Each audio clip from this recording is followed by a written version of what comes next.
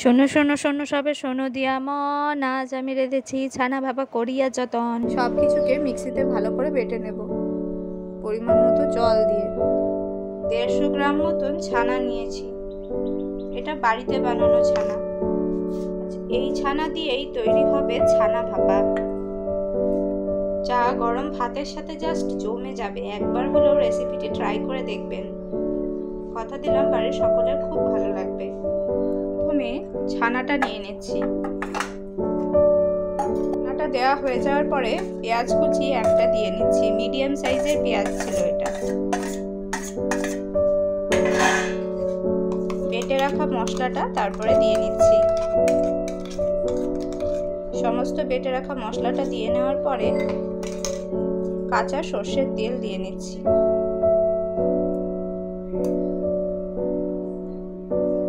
এবারে যেটা দরকার সেটা হলো হাত।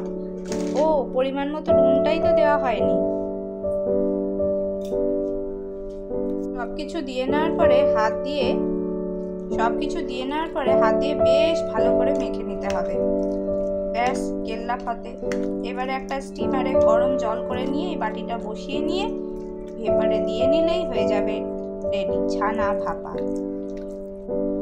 বেশ ভালো করে মেখে নিতে হবে। ভাপাটা বসানোর আগে নুন আর মিষ্টিটা একবার চেক করে নেবেন। যেহেতু এটা ভাত দিয়ে খাওয়া হবে তাই জন্য নুনটা একটু টান টান রাখতে হবে। ওপর থেকে একটা কাঁচা লঙ্কা দিয়ে নিয়েছি আর দিয়ে নিয়েছি বেশ খানিকটা সর্ষের তেল। এবারে এটাকে ভাপে বসিয়ে দেব। স্টিমারে আমি বসিয়ে নিয়েছি।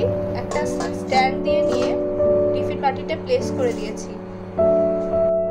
স্টিমার বাড়িতে না থাকলে আপনারা এই টিফিন বাটিটাকে যে কোনো একটা বড় পাত্রে দিয়েও স্টিম করে নিতে পারেন, বা প্রেসার কুকারের মধ্যে বাটিটা দিয়েও স্টিম করে নিতে পারেন। সেক্ষেত্রে অবশ্যই টিফিন বাটির ঢাকনাটা আটকে নেবেন। এখানে যেহেতু স্টিমার থেকে একটা ঢাকনা দেওয়াই ছিল, সেই জন্য আমি স্টিমারের ঢাকনাটা ব্যবহার করেছি। 3 মিনিট হয়ে গিয়েছে। লো ফ্লেমেই আমি পুরো ভাপানোর কাজটা করে নিচ্ছি। প্রথমে কিন্তু টকবক করে জলটা ফোটার পরে স্টিমারে বাটিটা বসিয়ে নেবেন। একটা সাঁড়াশির সাহায্যে বাটিটা বসিয়ে নেবেন। খেয়াল রাখবেন হাত যেন আবার না লেগে যায়। 7 মিনিট ধরে ভাপাটা হয়েছে। দেখুন এরকম দেখতে হয়েছে। যতটা লোভনীয় লাগছে ঠিক ততটাই স্বাদ হয়েছে এটার। আপনারাও বাড়িতে এই রেসিপিটি ট্রাই করে দেখবেন, কথা দিলাম বাড়ির সকলের খুব ভালো লাগবে। এখনো দেখুন কতটা স্টিম আসছে।